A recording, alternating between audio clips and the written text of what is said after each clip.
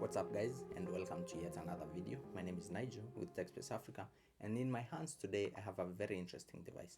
This is the Neon Ultra. This is a device that was just recently released in Kenya, and it is assembled here in Kenya. It's actually the first locally assembled smartphone in Kenya alongside the Neon Smarter, and it costs about 9,000 Kenya shillings, give or take.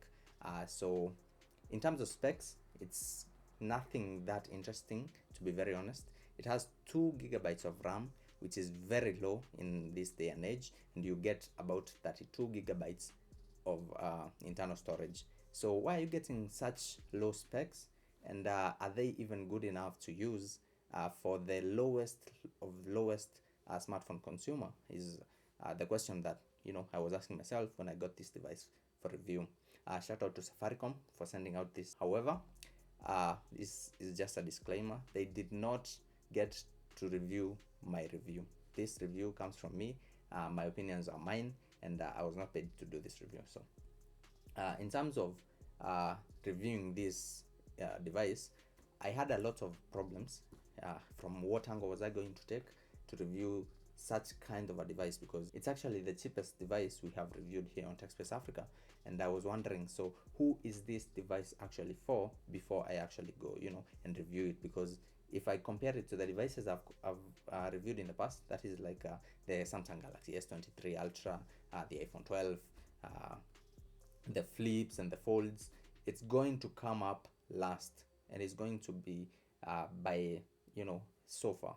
So I did my research, and this is a device that is powered by the lowest of lowest entry level chipset, and it's actually an entry level 4G chipset that is in this device. So this is a device that is meant for people who have not yet adopted 4G technology. This is for people who are still using 3G technology in 2023.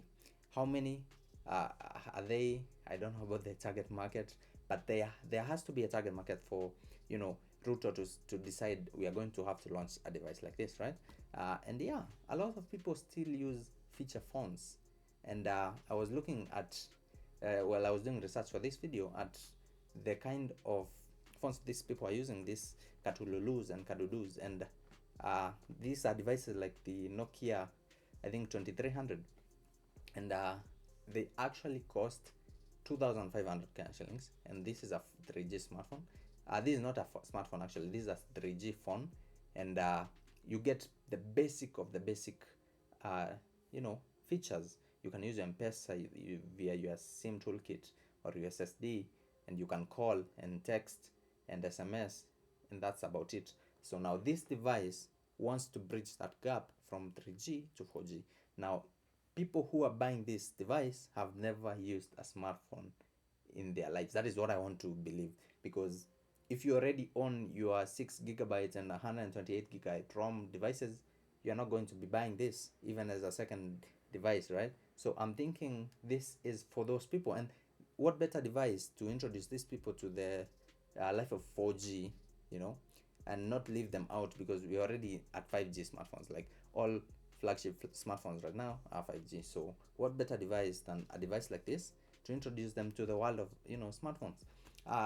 And I think the best case scenario is for your old peros uko home, and you're giving this device to them because right now you want to be calling with them on WhatsApp. You want to be sending them some pictures, and you want them to see the pictures. Or maybe this is for your kid. You want your kid to have a smartphone. Maybe they are young, maybe they are 12, maybe they are 13. You don't want them with the highest end devices, but you also want to have those WhatsApp calls to them. You also want them to be exposed to technology very early in life. You want them to play their TikToks and Subway Surfers or whatever. This device is capable of doing that. And if they've never felt a faster device, and they've never felt there's more than 60 hertz, they don't know what lagging is, because what have they been using? They've been using feature phones. So I think this is the only target market I can think of that will be able to use this device. In terms of other specs, you get a 720p display. You also get a 3700 ish, I think it's 3750 milliamperes battery on this device, which powered with that low level SoC, this low display resolution is going to get you actually up to, I think, 2 days almost. I'll give it 2 days of usage. It's actually pretty good. Okay, I didn't use it that much, but it never died on me, not once. So I think this is a very interesting device. It's actually the first, we can say it's locally assembled. I don't know, it's actually when you open it up, it's actually written made.